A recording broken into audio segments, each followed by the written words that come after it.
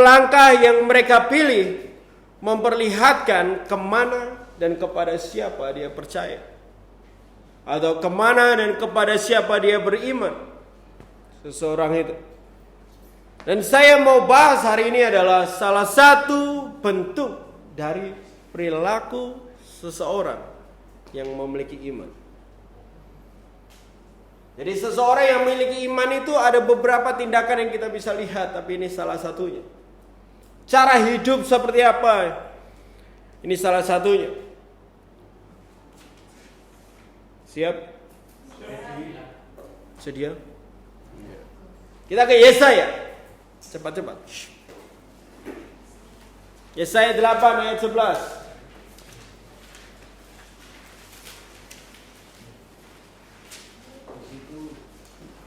Lari.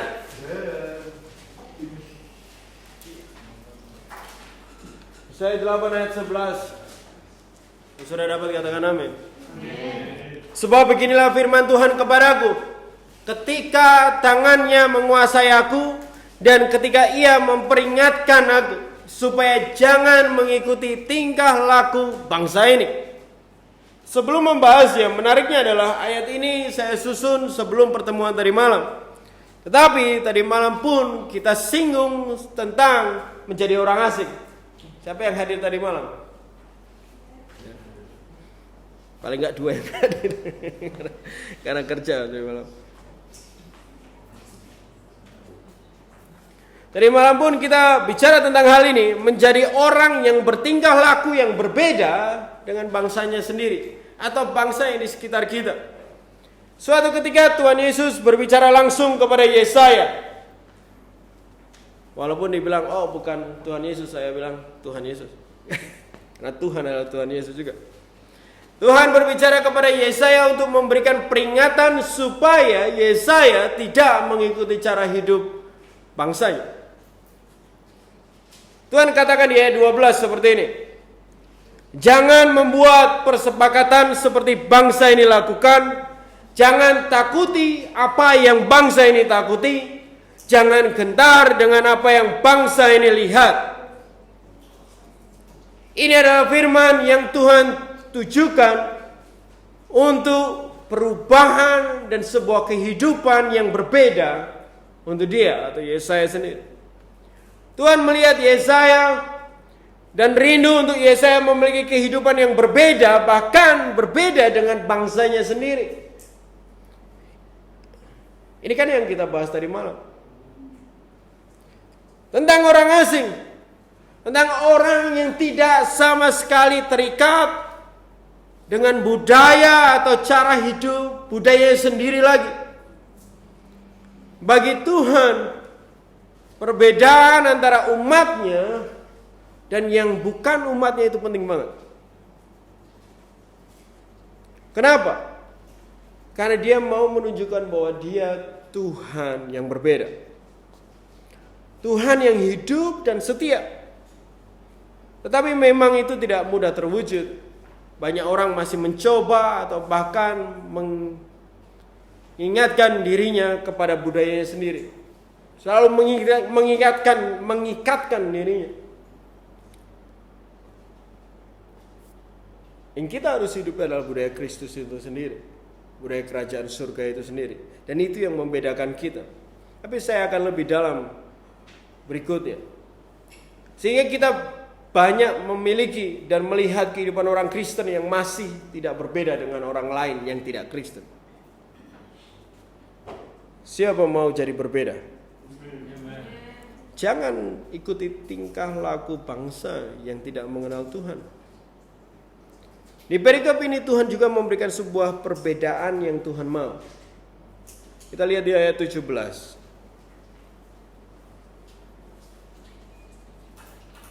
Aku hendak menanti-nantikan Tuhan untuk menyembunyikan wajahnya terhadap kaum keturunan Yakub. Aku hendak mengharapkan Dia. Di ayat berikutnya, ayat 19, ada hal lain lagi. Dan apabila orang berkata kepada kamu, mintalah petunjuk kepada arwah dan roh-roh peramal yang berbisik-bisik dan komat kamit. Maka jawablah, bukankah suatu bangsa patut meminta petunjuk kepada Allahnya? Dan haruskah mereka meminta petunjuk kepada orang-orang mati dan orang-orang hidup? Dua bentuk cara hidup yang berbeda yang Tuhan nyatakan di sini. Yang satu bergaya hidup untuk menantikan Tuhan. Yang satunya cari petunjuk sama roh-roh atau arwah-arwah. Bahasa Inggrisnya wangsit. Bakso wangsit. Mie ayam wangsit.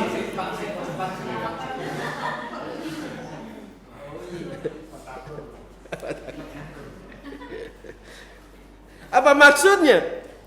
Maksudnya adalah Tuhan memberikan gambaran bahwa kita dapat menjadi orang yang menantikan Tuhan dan menunggu arah dan petunjuk dari Tuhan, atau juga menjadi orang seperti kebanyakan orang dunia ini mencari petunjuk di luar dari Tuhan sendiri. Atau dengan kalimat lain, Tuhan berkenan dan menghendaki mereka yang menanti-nantikannya. Yang membuat perbedaan yang jelas di dalam tingkah laku antara orang yang mengenal Tuhan dan tidak adalah cara mereka berharap. Orang yang mengenal Kristus harus berharap dengan cara yang berbeda. Atau mereka memiliki iman yang menunjukkan tingkah laku mereka berbeda. Kalau dunia berharap kepada apa yang dunia ini miliki, mencari jawaban, mencari petunjuk dengan apa yang ada di dunia ini. Orang yang percaya kepada Tuhan seharusnya mencari jawaban atau petunjuk atau pertolongan dengan cara yang berbeda, yaitu cari sama Tuhan. Apa yang membuat kita berbeda? Cara kita berharap. Ingat, cara kita berharap. Kalau orang dunia berharap akan kekayaan yang akan menjawab segala sesuatu dan segala kesulitan yang ada, kita seharusnya nggak berpikir seperti itu. Ingat tadi Tuhan katakan di awal perkataannya kepada Yesaya kali ini.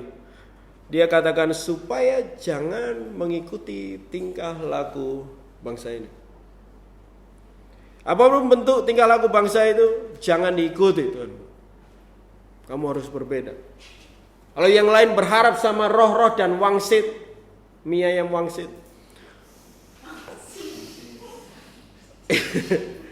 Kamu berharaplah kepadaku. Habis ini sih kita mie ayam wangsit juga memang. Karena orang beriman hidup oleh iman dan dari kebenaran, amin. Kalau orang lain berharap dengan apa yang mereka punya, biarlah kita berharap kepada Tuhan yang kita punya.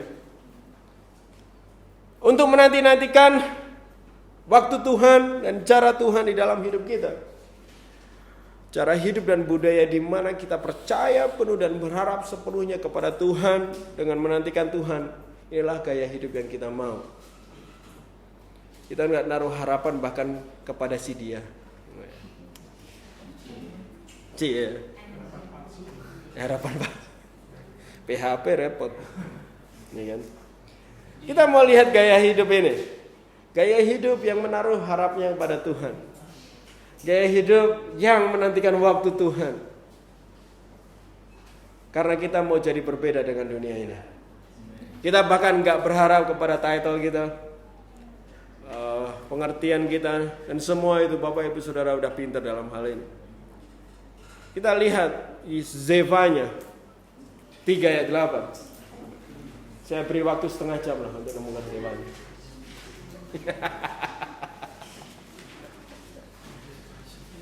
Zefanya 3 ayat 8. Wah cepat.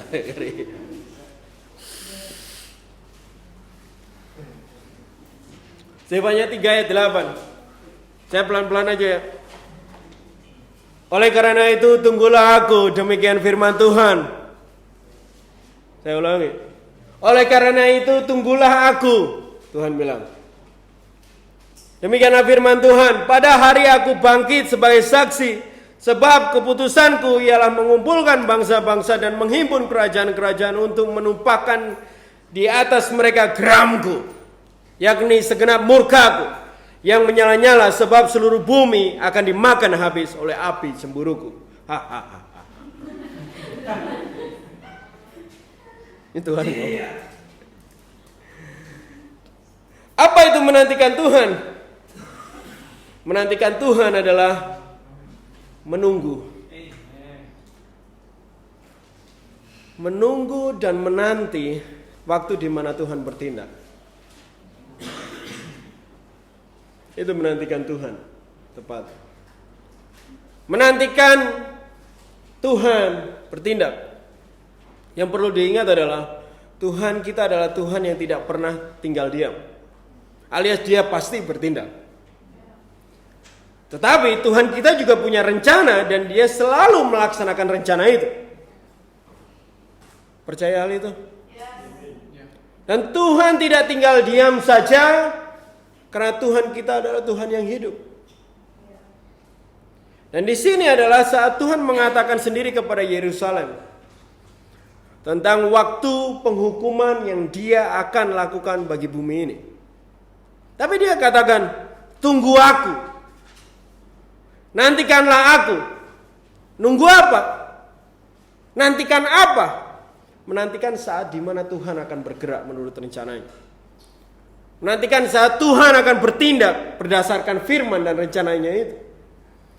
Tuhan kita adalah Tuhan yang hidup, tetapi Tuhan kita juga bukan Tuhan yang random dalam bertindak. Tuhan kita nggak kayak kita yang cuma bertindak karena perasaan kita. Itu ada pengunjung kayaknya.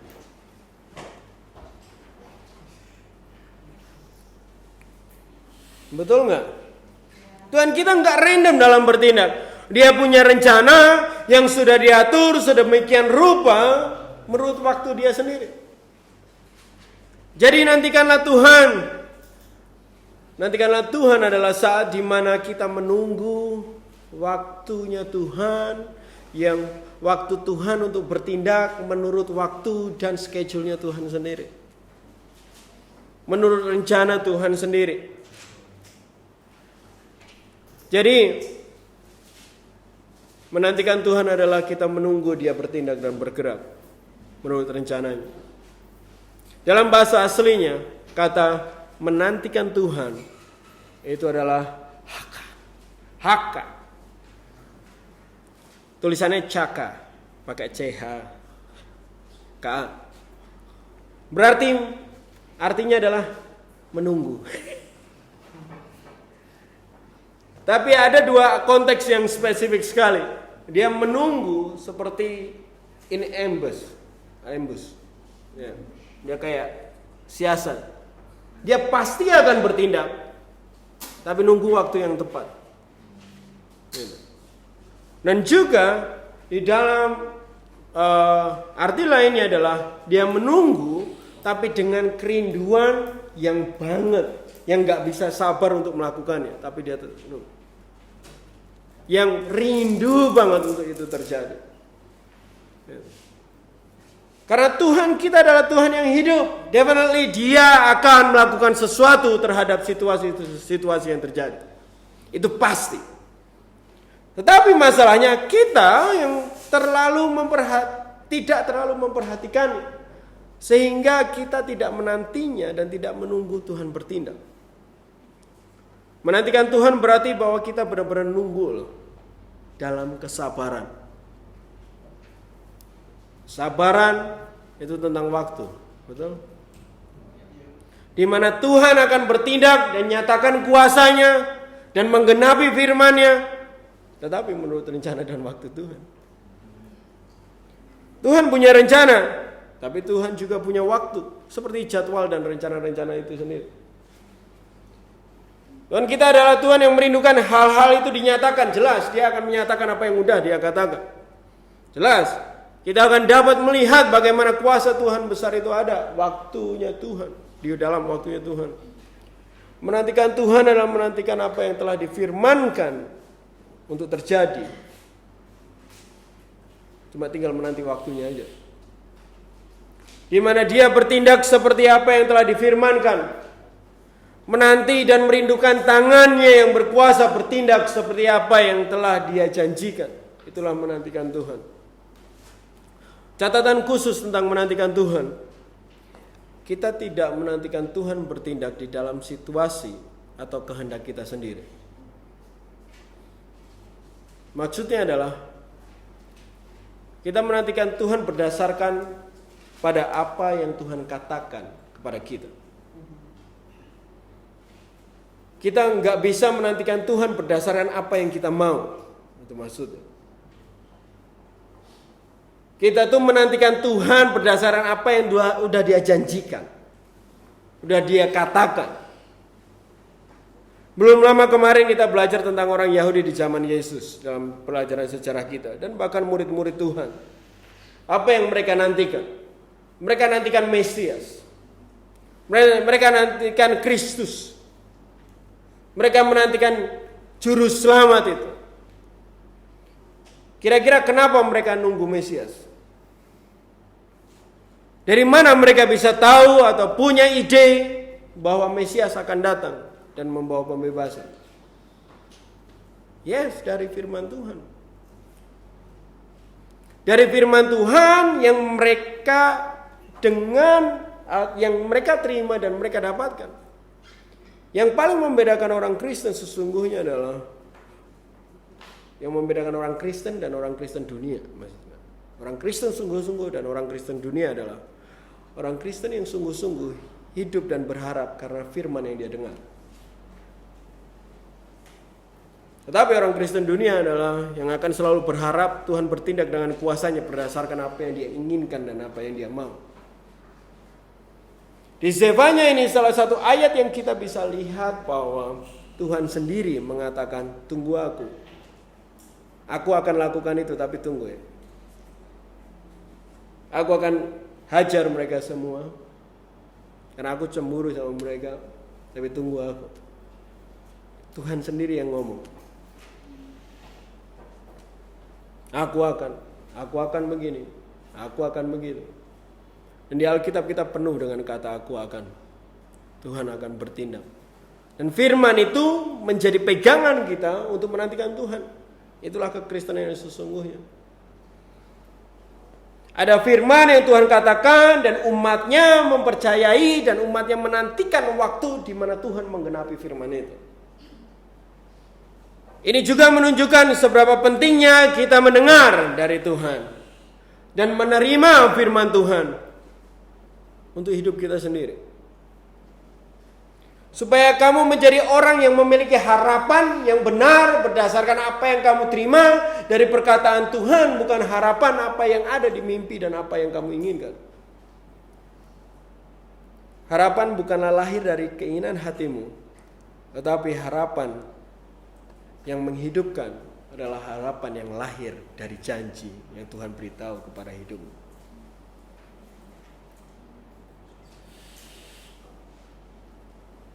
Ada beberapa masalah kenapa akhirnya kita sebagai manusia gagal untuk menunggu waktu Tuhan.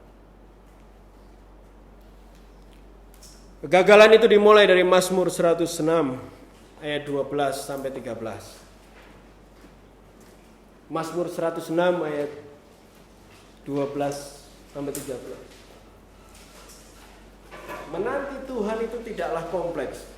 Hanya sekedar kamu mendengar dan mempercayai, berharap terhadap apa yang kamu dengar. Tetapi yang membuat kompleks adalah sikap kita sendiri. Kita lihat masalah-masalahnya. Apakah masalah ini ada di dalam hidup kita? Mazmur 106 ayat 12 sampai 13. Ketika itu percayalah mereka kepada segala firman-Nya. Mereka menyanyikan pujian-pujian kepadanya. Tetapi, ada tetapinya di sini. Tetapi segera mereka melupakan perbuatan-perbuatannya dan tidak menantikan nasihatnya. Masalah yang sering terjadi adalah LUPA. Lupa. Dikatakan di sini mereka percaya firman yang Tuhan katakan dan menyanyikan pujian. Lihat, firman Tuhan dikatakan, mereka percaya dan mengucap syukur, luar biasa kan? Tetapi setelah itu lupa. Apa yang Tuhan udah perbuat mereka lupa. Tahu apa itu lupa? Tahu apa itu pikun? Pikun adalah bahasa ringan dan sopannya demensia. Demensia itu penyakit di mana memorimu udah nggak ada di otak, alias hilang ingatan. Hilang ingatan bisa jadi gila juga. Yang paling sering membuat kita tidak sabar menanti Tuhan adalah kita mudah lupa terhadap apa yang Tuhan katakan dan terhadap apa yang Tuhan sudah lakukan ke hidup kita. Sering terjadi di hari Minggu, ya kan, ibadah dikuatkan dan bersukacita. Karena Tuhan berfirman dan menunjukkan sesuatu dalam hidup kita. Terus ketemu saya di hari Senin, mukanya udah lipat-lipat. Sukacitanya lenyap berdasarkan matahari yang terbenam. Wow. Ya memang hidup ini tidak selalu mudah, saya setuju. Malahan cenderung lebih sering stres daripada senangnya.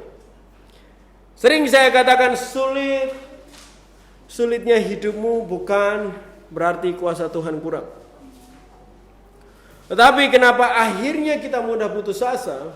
Karena kita lupa.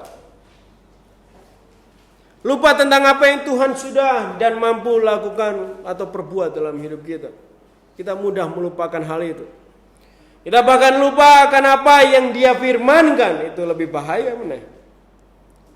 Ingat bahwa kita adalah ingat bahwa Tuhan kita adalah Tuhan yang hidup dan Tuhan yang setia. Kita lupa firman-Nya, tapi Dia akan terlalu menggenapi. Apapun yang keluar dari mulutnya adalah kebenaran. Artinya akan benar-benar terjadi juga. Regardless kamu tetap ikut Dia atau enggak. Tuliskanlah firman Tuhan dan perkataan Tuhan bagi hidupmu. Dan taruhkanlah di tempat-tempat yang mudah kamu baca. Sehingga kamu tidak melupakannya. Karena firman itu yang kamu terima itu adalah firman yang hidup, yang dikatakan Tuhan sendiri, Tuhan yang hidup itu. Kalau kamu sering lupa, harus catat baik-baik, atau semua tembok kamarmu catat aja. Ya, tempel semua. Ini adalah faktor yang ringan. Lupa. Tapi bahaya juga.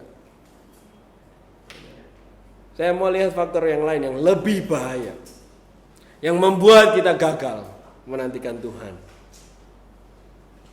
Disuruh nunggu malah lupa gitu. Kayak Syam, suruh wait here gitu kan. Dia pergi sendiri. Dia lupa kalau disuruh nunggu gitu. Kita sering kayak gitu sama Tuhan. Yang lebih lagi kita lihat di Habakuk. Habakuk 2 ayat 4.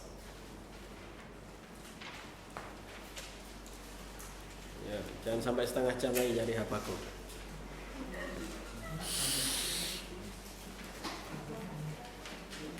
Habakuk 2 ayat 4.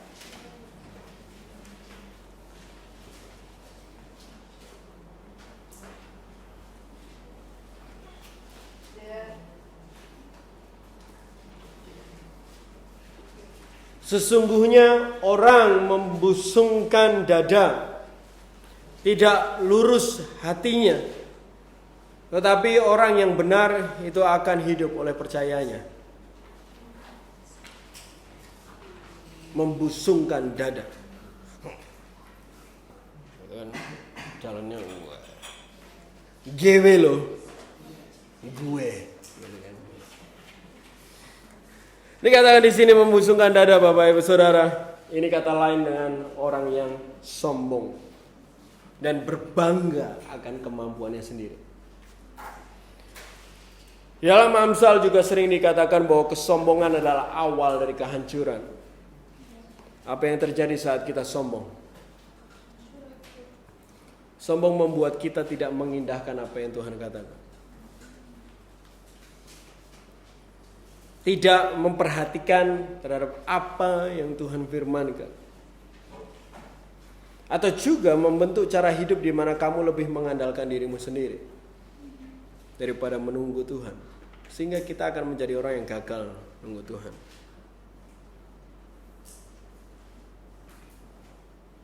Mengandalkan apa yang kamu bisa lakukan, mengandalkan dan mampu karena kita merasa kita mampu, karena merasa kita bisa melakukan semuanya.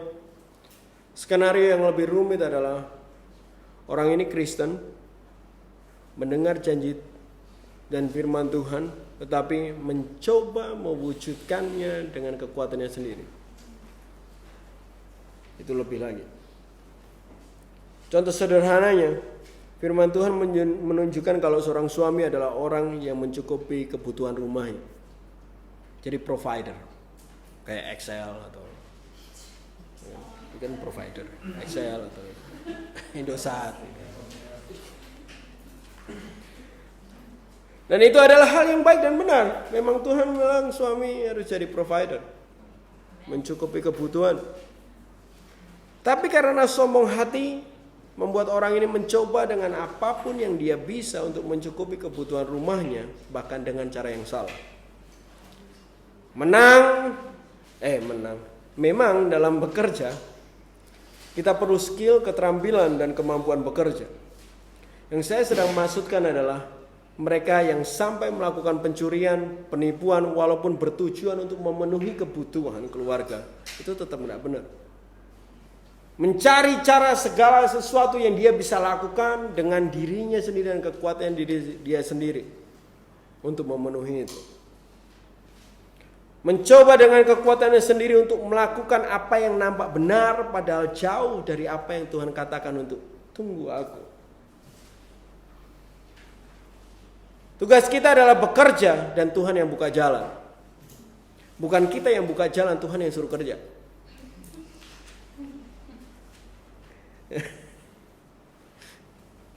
Kita buka jalan, jalannya salah, baru Tuhan suruh beresin. Ya kan?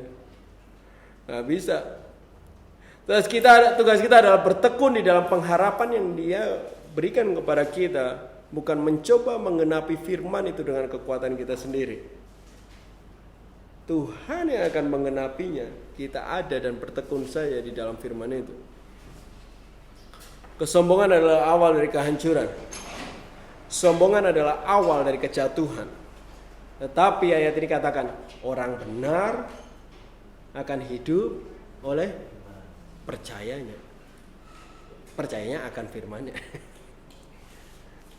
Ya. Percaya akan firman yang difirmankan.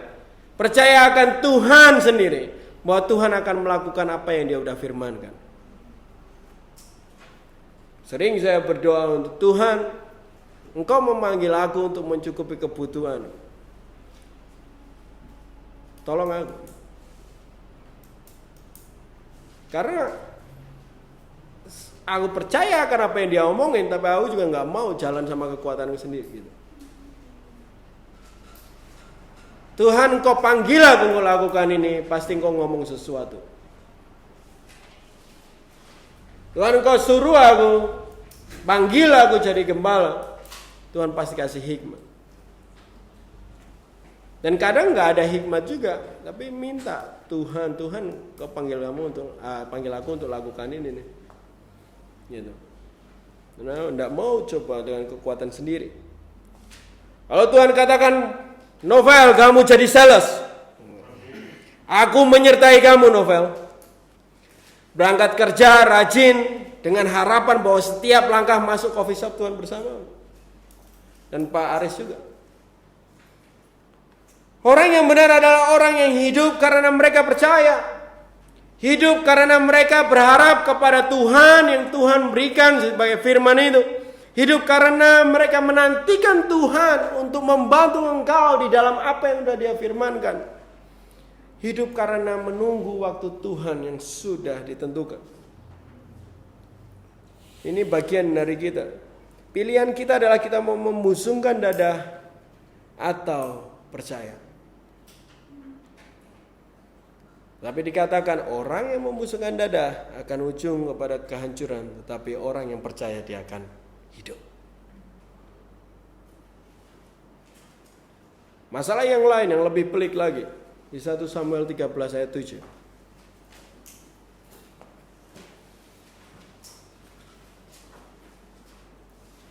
1 Samuel 13 ayat 7.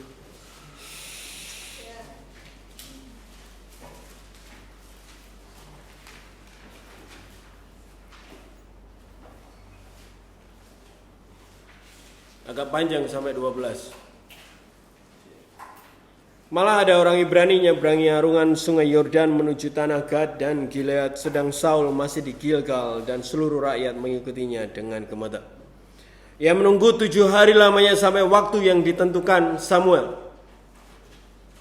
Itu catat baik-baik di situ. Dia nunggu 7 hari lamanya sampai waktu yang ditentukan Samuel. Tapi ketika Samuel tidak datang ke Gilgal, mulailah rakyat itu berserak-serak meninggalkan dia. Sebab itu Saul berkata, bawalah kepadaku korban bakaran dan korban keselamatan itu. Lalu ia mempersembahkan korban bakaran. Baru saja ia habis mempersembahkan korban, maka tampaklah Samuel datang. Saul pergi menyongsongnya untuk memberi salam kepadanya. Tetapi kata Samuel, apa yang telah kau perbuat? Jawab Saul, karena aku melihat rakyat itu berserak-serak meninggalkan aku dan engkau tidak datang pada waktu yang telah ditentukan. Padahal orang Filistin telah berkumpul di Mikmas. Maka pikirku, sebentar lagi orang Filistin akan menyerang aku di Gilgal. Padahal aku belum memohon belas kasihan Tuhan. Sebab itu aku memberanikan diri lalu mempersembahkan korban bakaran. Suatu ketika ini di dalam setting atau situasi peperangan, Bapak Ibu Saudara, ada perintah yang Samuel katakan kepada Saul untuk nunggu. Samuel itu katakan 7 hari untuk berdoa, memberi persembahan sebelum berperang. Tetapi yang terjadi adalah Saul sudah nggak sabar untuk nunggu Samuel, sehingga dia katakan ke prajurit, bawakan korban itu, guys. Udahlah, kita nggak usah nunggu lagi, kita buat korbannya tanpa Samuel, nggak apa-apa. Toh kita juga ngasih korban. Ini begitu selesai, Samuel muncul. Barusan selesai ngorbanin, Samuel mungkin tara, aku di sini. Muncul dia. Samuel mempertanyakan tindakan Saul. Tapi alasan Saul adalah karena rakyat sudah berserak-serak. Tahu berserak-serak? Bukan dia sakit flu terus serak ya. Rakyat itu sudah mulai meninggalkan Saul. Mereka sudah tidak sabar menunggu. Dan situasi Saul akhirnya karena situasi itu dia mengambil langkahnya sendiri. Bisa bayangkan kalau situasi yang Saul alami sudah dekat sama musuh, di dalam situasi peperangan, Filistin udah mendekat, masih suruh nunggu lagi, rakyatnya pada komplain lagi. Situasinya gampang. Tapi disuruh nunggu, dia nunggu dan menanti. Akhirnya rakyat juga udah gak sabar, dia juga tambah gak sabar. Saul merasakan kepanikan di posisi terhimpit yang berhadapan dengan musuh, tetapi diminta sabar menanti. Kayak rumah makan, sabar menanti. Akhirnya dia terobos penantian itu. Padahal tinggal tunggu sedikit lagi. Padahal kalau kita lihat cerita ini, coba kalau Saul nunggu beberapa jam lagi aja, Samuel udah datang itu. Ya kan? Ya kita bisa katakan seperti itu karena kita tahu ceritanya. Faktanya kita juga sering mengambil langkah seperti Saul. Nggak sabar. Tidak mampu untuk menunggu. Dan disinilah iman itu diperlukan. Menantikan Tuhan itu dengar seperti pasif, tapi sebenarnya enggak. Karena saat kita nunggu, yang kita sedang aktif untuk terus berpegang sama apa yang Tuhan sudah katakan. Pernah janjian sama seseorang, saya udah terbiasa kalau saya sudah janjian Selasa jam 2, aku akan datang tanpa ada konfirmasi lagi. Saya udah bilang. Tapi kadang habis itu di WhatsApp lagi paginya. Hari ini jadi gitu. Dan nanti udah jam 12-an di WhatsApp lagi. Oh, jadi ya, jadi enggak gitu. Aku udah ngomong jam 2 I will be there. I will be there juga. Artinya orang itu tidak memegang perkataan yang saya katakan jam 2 di Holy Ground kita ketemu. Ini itu sebenarnya keaktifan yang akan muncul saat kita menunggu, kita memegang apa perkataan Tuhan sepenuhnya dan sabar menanti.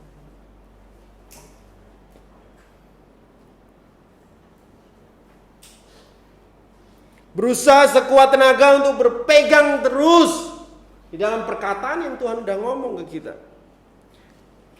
Dan sekaligus aktif bahkan. Aktif terus bertahan, tapi juga aktif memerangi dirimu sendiri yang melawan dirimu sendiri. Kenapa saya bilang itu? Daging dan dirimu sendiri akan terus berpikir dan mencoba untuk terobos keluar dari masa penantian itu.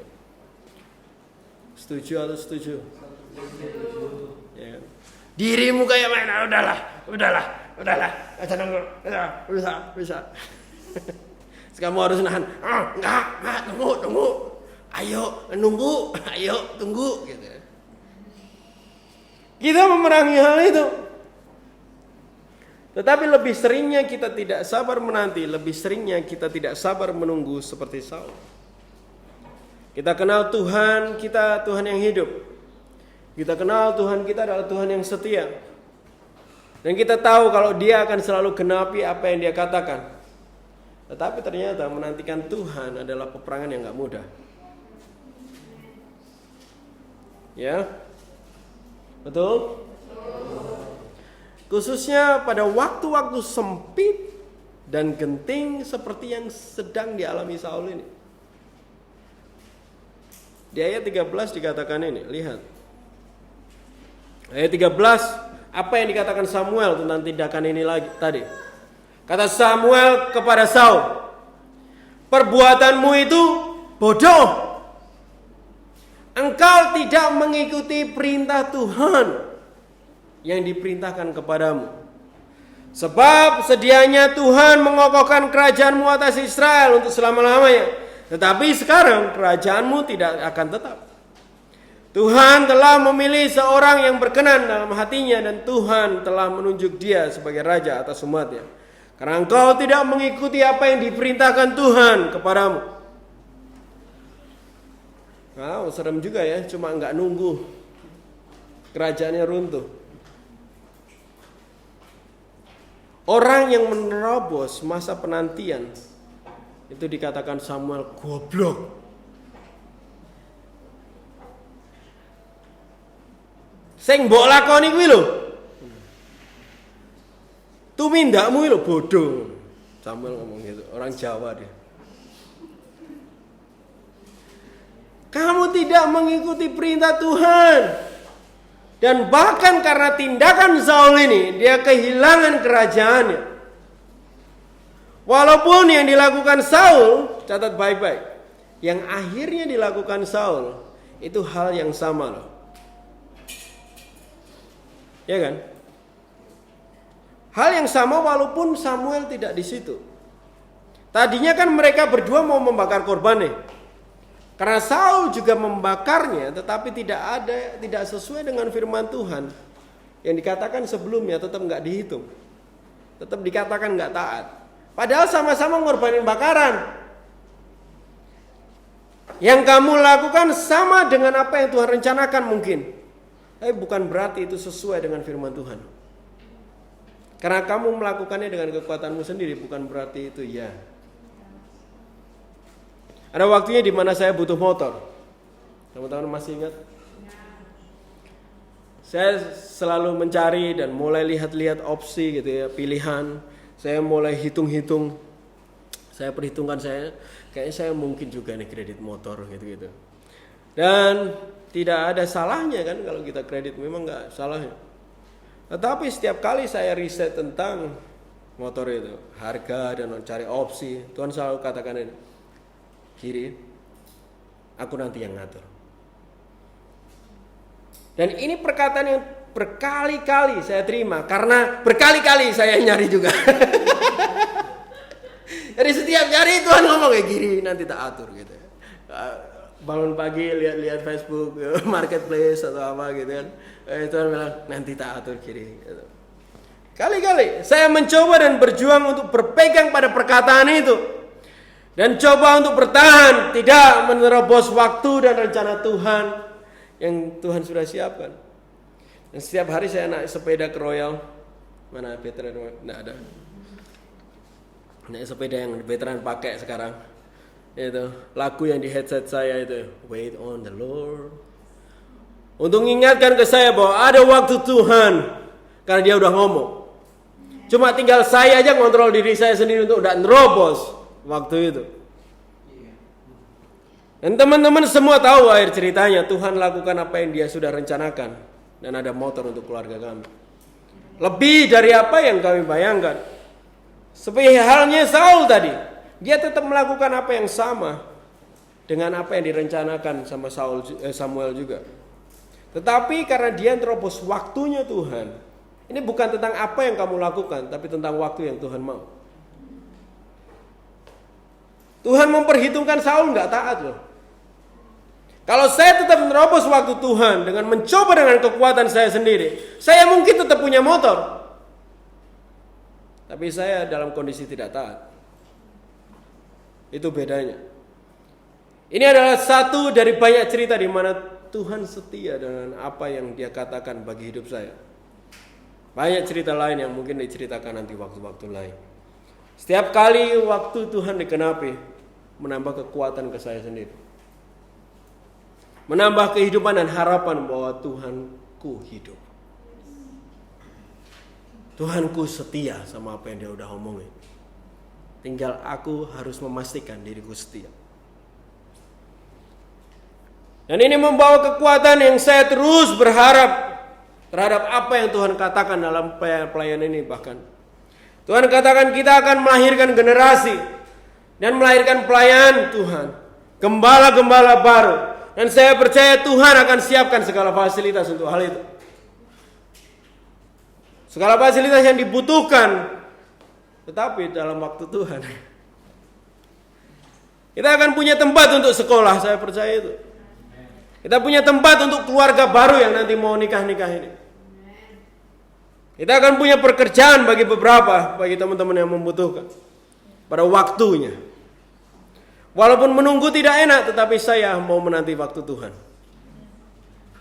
Minggu lalu kita lihat rumah yang kita pikir hampir sempurna untuk apa yang kita butuhkan. Tapi ternyata tidak bisa. Dan Pak Brand katakan, oh well, Tuhan tahu kita nggak mau bayar.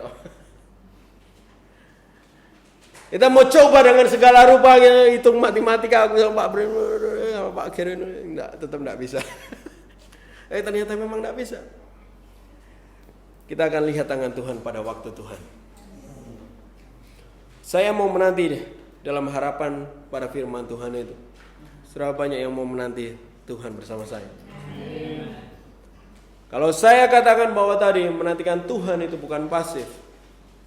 Aktif seperti apa yang harus terjadi di dalam kita selama penantian atau selama kondisi yang kita butuh Tuhan. Mau tahu? Belum lapar kan? 2 Tawarik 15.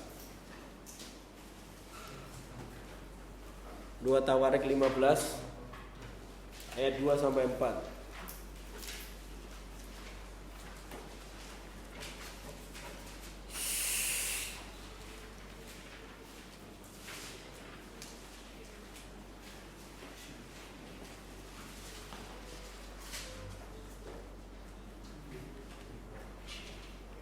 Ayat 2 Tawarik 15. Ia pergi menemui Asa dan berkata kepadanya, dengarkanlah kepadaku Asa dan seluruh Yehuda dan Benyamin. Tuhan beserta kamu bila mana kamu beserta dengan dia. Bila mana kamu mencarinya, ia berkenan ditemui olehmu. Tapi bila mana kamu meninggalkannya, kamu akan ditinggalkannya. Lama sekali Israel tanpa Tuhan yang benar, tanpa ajaran dan imam dan tanpa hukum. Tetapi dalam kesesakan mereka berbalik kepada Tuhan orang Israel, mereka mencarinya dan ia berkenan untuk ditemui oleh mereka.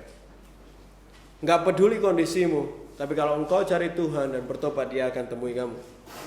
Apa yang kamu lakukan untuk menanti Tuhan dengan benar?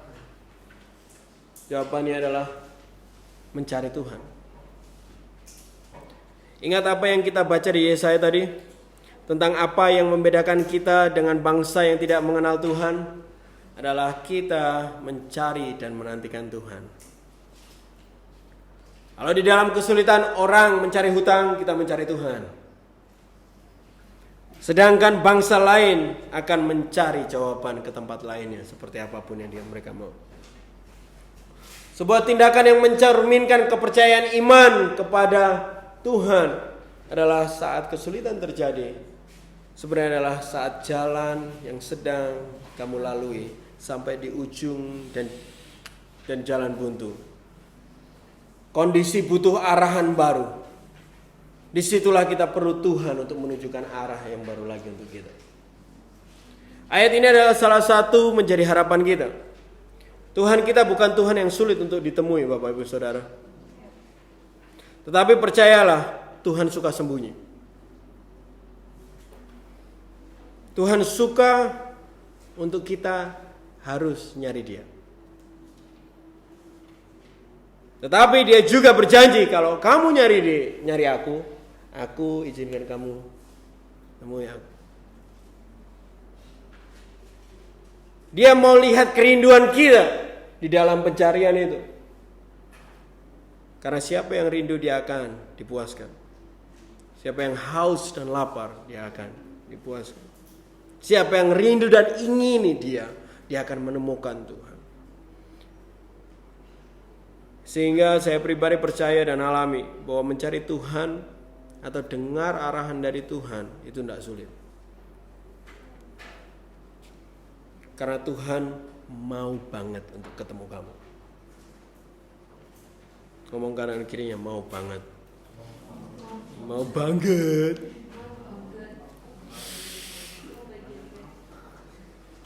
Yeremia 29 ayat 13 sampai 14.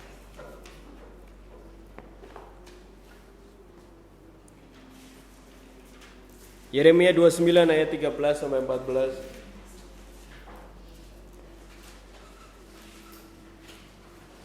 Udah di situ? Benar. Baru 2 orang. Apabila kamu mencari aku, kamu akan menemukan aku. Apabila kamu menanyakan aku dengan segenap hati, aku akan memberi kamu menemukan aku. Demikian firman Tuhan, dan aku akan memulihkan keadaanmu dan akan mengumpulkan kamu dari antara segala bangsa-bangsa dan segala tempat kemana kamu ku cerai-beraikan. Demikianlah firman Tuhan, dan aku akan mengembalikan kamu ke tempat yang dari mana aku membuang kamu. Tidak sulit untuk bertemu dan menemukan Tuhan.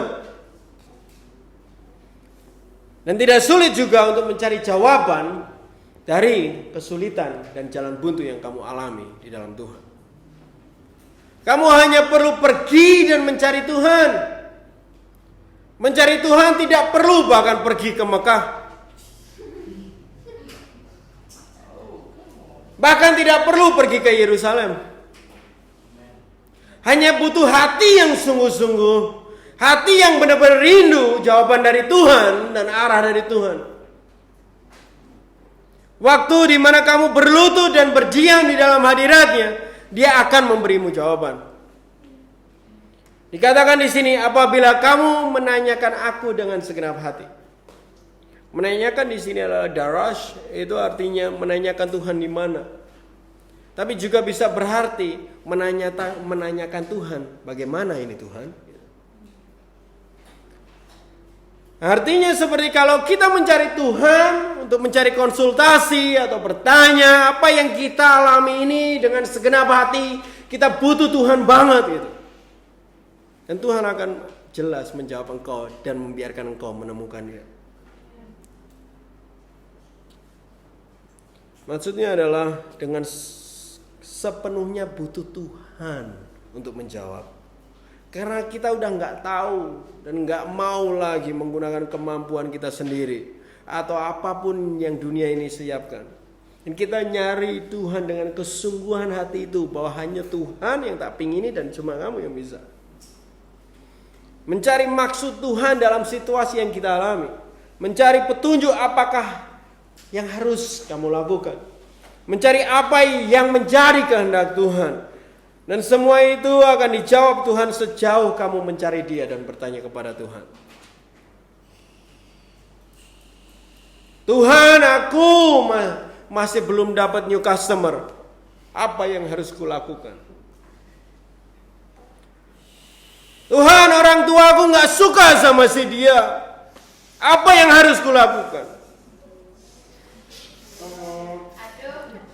Tuhan, hatiku sakit dan kecewa. Apa yang harus kulakukan? Tuhan, anak-anak sakit, keluargaku tidak sehat. Apa yang harus kulakukan? Tuhan, uang bulananku gak cukup. Apa yang harus kulakukan? Tuhan, anak-anakku gak taat. Sudah disepeng masih ngeyel. Apa yang harus aku lakukan? Cari Dia, pasti kamu dapat jawabannya.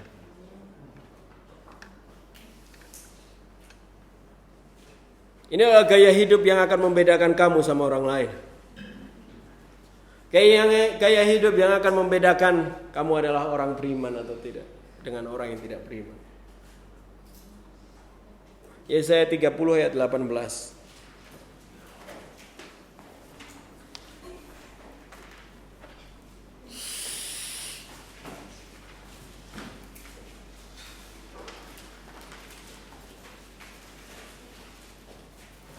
Yesaya 30 ayat 18. Sebab sudah di situ? Sebab ya, bukan SpongeBob. Sebab itu Tuhan menanti-nantikan saatnya hendak menunjukkan kasih-Nya kepada kamu. Ayat ini saya berbunga-bunga waktu membacanya. Nah, Tuhan bilang, sebab Tuhan menanti-nantikan saatnya untuk menunjukkan kasih-Nya kepada kamu. Sebab itu Ia bangkit hendak menyayangi kamu. Sebab Tuhan adalah Tuhan yang adil. Berbahagialah semua orang yang menanti-nantikan Dia. Ayat ini seperti memberi informasi kepada kita dari sisi yang berbeda. Dari sisi Tuhan. Lebih sering kita tidak sabar untuk menanti, sehingga kita jalan sendiri dengan cara kita sendiri.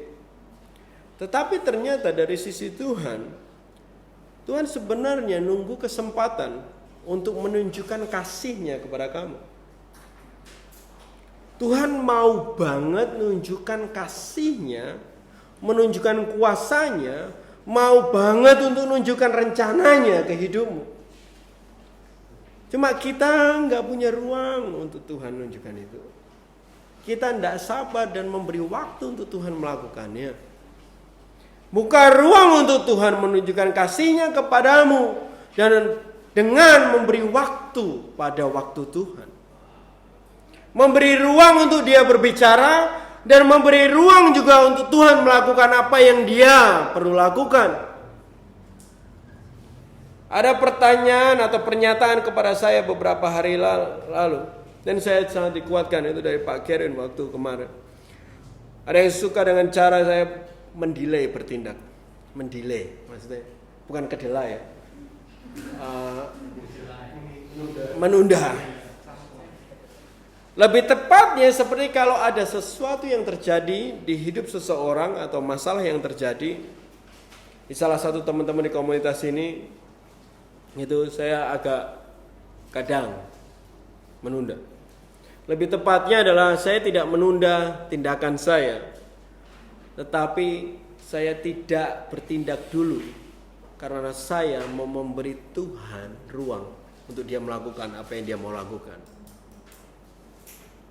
Ada proses yang Tuhan mau lakukan untuk seseorang dan saya memberi ruang untuk itu. Saya mencoba memberi ruang untuk Tuhan melakukan apa yang dia mau dan perlu lakukan untuk situasi setiap orang di tempat ini. Tapi kadang juga Tuhan juga mau saya melakukannya melalui saya dan langsung saya maju. Karena saya percaya Tuhan punya waktu dan rencananya. Sehingga saya benar-benar hati-hati untuk tidak sok jagoan dalam bertindak semau saya sendiri seperti Superman yang menyelamatkan semua orang, membantu semua orang, menyelamatkan situasi-situasi tertentu. Karena Tuhan memproses seseorang melalui situasi-situasi tertentu juga. Dan kadang saya harus membiarkan situasi itu terjadi untuk proses Tuhan bisa sempurna. Karena saya tahu Tuhan pengen banget nunjukin kuasanya. Kalau kita nggak kasih ruang, kita mau jalan sendiri terus, Tuhan nggak punya ruang untuk nyatakan itu. Sama halnya kamu, pacarmu pengen date night tapi nggak pernah kasih waktu.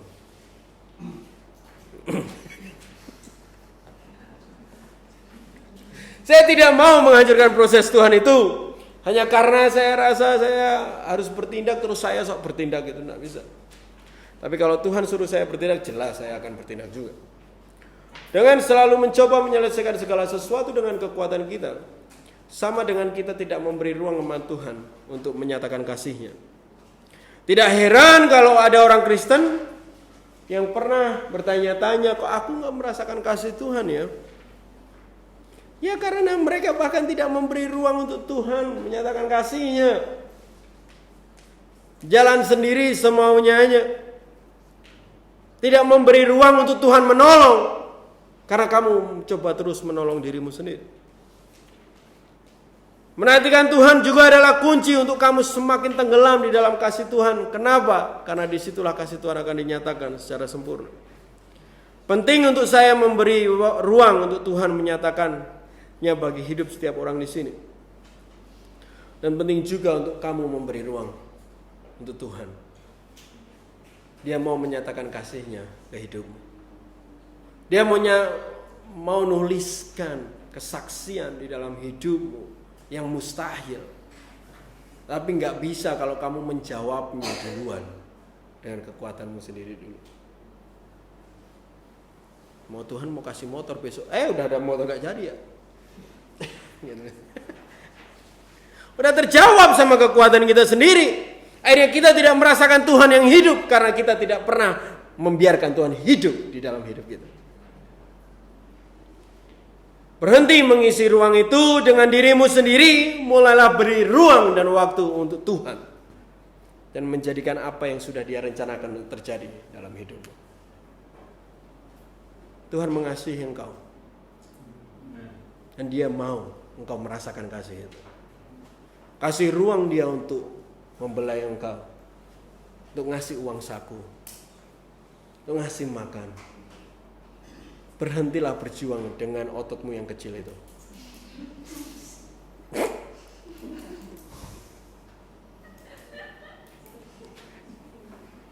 Berilah Tuhan yang berkuasa untuk menolong engkau. Mazmur 25 ayat 3.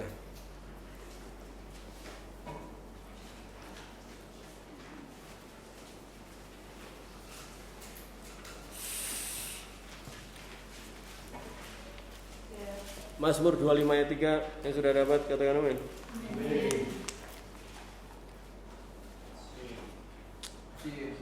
Ya, semua orang yang menantikan engkau tidak akan mendapat malu. Yang mendapat malu ialah mereka yang berbuat khianat dengan tidak ada alasan. Semua orang, saya mau pesat aja di sini. Karena ini yang menguatkan kita di akhir dari firman Tuhan hari ini. Semua orang yang menantikan Tuhan tidak akan mendapat malu. Serius. Benar loh. Jujur ini. Beneran. Ya memang menantikan Tuhan dan menunggu itu tidak enak. Siapa yang suka nunggu di sini? Tapi suka telat, biarin orang nunggu. Tetapi tidak ada satu orang pun akan mendapatkan malu saat dia menantikan waktu Tuhan. Kata malu di sini berarti beberapa hal, Bapak Ibu Saudara. Ada merasa malu, bingung, kecewa, atau rusak, atau diolok-olok. Tidak ada satupun orang yang menantikan Tuhan, orang yang mencari wajahnya, orang yang bertanya sama Tuhan akan merasakan malu. Tidak ada kebingungan lagi. Tidak ada mengalami kekecewaan. Tidak akan rusak, bahkan sebaliknya akan mengalami pemulihan.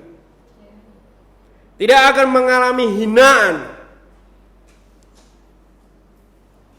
Walaupun nampaknya dagingmu akan mempengaruhi pikiranmu seperti itu. Tapi kenyataannya sampai hari ini saya berdiri di sini dan bersaksi bahwa Tuhan tidak akan pernah membuat engkau kecewa. Ya memang tidak mudah untuk nunggu, tapi saya katakan it's worth it. Serius. Itu berharga banget, sebanding dengan penantianmu, apa yang Tuhan mau tunjukkan. Itu sebanding, bahkan lebih, karena kamu dapat merasakan kasih-Nya secara nyata. Tidak hanya apa yang difirmankan akan terjadi, tetapi kamu juga akan merasakan kekuatan baru. Kehidupan yang segar, yang kamu sedang mengalami, karena kamu sedang mengalami kuasa Tuhan. Dan itu yang dikejar dan akan terjadi bagi mereka yang menantikan waktu Tuhan. Mazmur 33 ayat 18.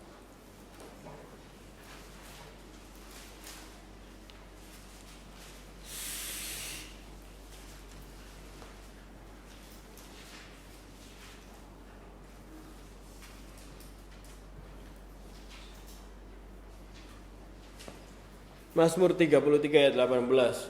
Sesungguhnya mata Tuhan tertuju kepada mereka yang takut akan Dia, kepada mereka yang berharap akan kasih setia-Nya, untuk melepaskan jiwa mereka dari maut dan memelihara hidup mereka pada masa kelaparan. Jiwa kita menanti-nantikan Tuhan, Dialah penolong kita dan perisai kita. Ya, karena Dia hati kita bersukacita, sebab kepada namanya yang kudus kita percaya. Ayat 22. Kasih setiamu, ya Tuhan, kiranya menyertai kami seperti kami berharap kepadamu. Ini juga apa yang terjadi saat kita terus menantikan Tuhan. Yang terjadi kalau kita terus bergantung kepada Tuhan dan mencari Dia atau mencari jawaban di dalamnya, yang terjadi adalah jiwa kita itu terbebas dari ikatan sama maut. Apa maksudnya? Jiwa kita terbebas dari ikatan mengingini hal-hal yang membawa kita kepada kematian. Awal belajar untuk menantikan Tuhan, kamu akan struggling di situ. Jiwamu masih terikat sama apa yang dunia ini biasa. Karena jiwa kita terbiasa mengingini apa yang manusia lama kita mengingini. Tapi semakin kau bertumbuh menanti Tuhan dan tergenapi, menanti Tuhan dan tergenapi, lama-kelamaan jiwa kita akan terputus dari keinginan yang lama yang membawa kita ke kematian itu. Semakin sering kita percaya dalam penantian kita kepada Tuhan, semakin sering juga kita akan terlepas dari pikatan kenikmatan yang jiwa kita ingini.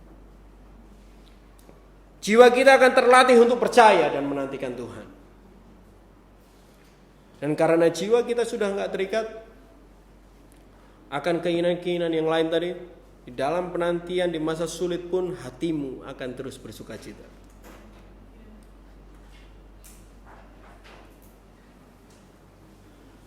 Karena jiwamu bahkan sudah terbentuk untuk mengingini apa yang Tuhan ingini juga lama-lama. Jiwamu sudah berubah. Yang dulunya mengingini apa yang ada di dunia ini, sekarang mengingini apa yang berkenan kepada Tuhan. Perubahan itu hanya terjadi kalau kita terus takut akan Dia, berharap sama Dia, menantikan Dia, dan mencari jawaban di dalam Dia. Kalau kamu mau lepas dari ikatan keinginan yang jiwamu terus terikat itu, mulailah memberi ruang untuk Tuhan. Dengar dan tunggu Dia lakukan. Melepaskan kepercayaan akan diri kita sendiri dan menyerahkan diri kepada rencana Tuhan dan waktunya. Melepaskan kepercayaan kita. Gereja ini akan penuh dengan sukacita kalau setiap orang di dalam sini juga bersukacita. Hati yang bersukacita karena setiap kita menaruh harapan pada rencana dan waktu Tuhan. Sebelum saya tutup, mari kita ke Mazmur 27 ayat 14.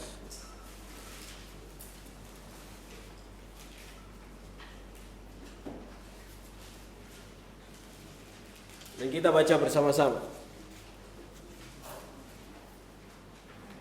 Ada di depan sini kalau yang punya Alkitab bahasa Inggris. Kita baca dalam bahasa Indonesia.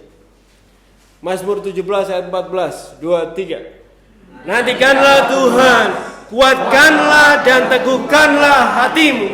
Ya, nantikanlah Tuhan. Amin. Katakan ke kanan kirimu ayat ini juga.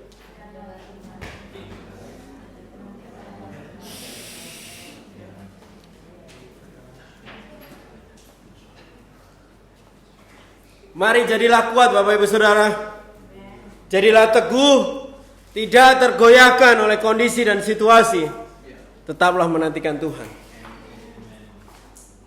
Sehingga kasih Tuhan dinyatakan kepada hidup kita. Dia rindu untuk menyatakan kasih sayangnya kepadamu. Kasih waktu dan kasih ruang Tuhan untuk menunjukkan itu. Jangan tergesa-gesa, nikmatilah proses sama Tuhan. Dengar apa yang Dia katakan, tekun di dalamnya, berpegang dan janganlah goyah. Nantikanlah Tuhan. Karena waktu Tuhan adalah waktu yang terbaik. Ini firman Tuhan kita hari ini. Saya harap ini menjadi bagian dari kehidupan kita, untuk menjadikan kita berbeda dengan orang yang tidak tahu Tuhan. Cara kita berharap yang berbeda. Cara kita berdoa dan beriman yang berbeda. Ini yang kita mau jadi. Siapa yang mau berharap dan menantikan Tuhan bersama saya? Amen. Mari kita bangkit berdiri dan kita berdoa.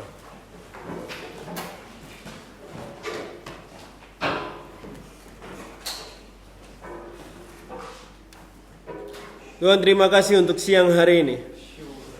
Ampuni kami Tuhan untuk selama ini kami bahkan tidak menghiraukan tentang hati dan rencana-Mu dalam hidup kami.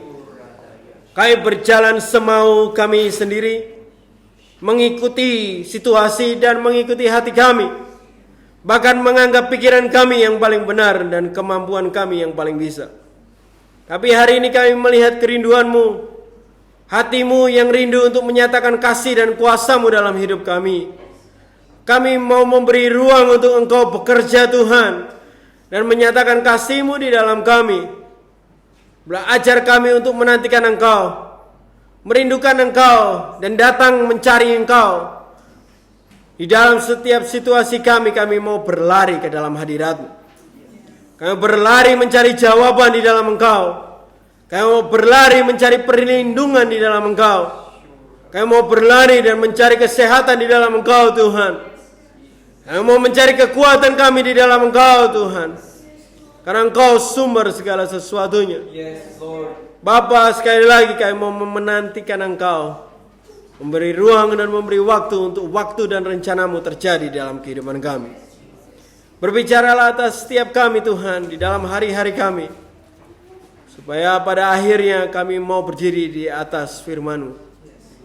Terima kasih untuk hari ini. Kami berdoa untuk semua proses untuk rumah sakit Lukas, Tuhan, dan juga untuk Mbak Yeni hari ini Tuhan.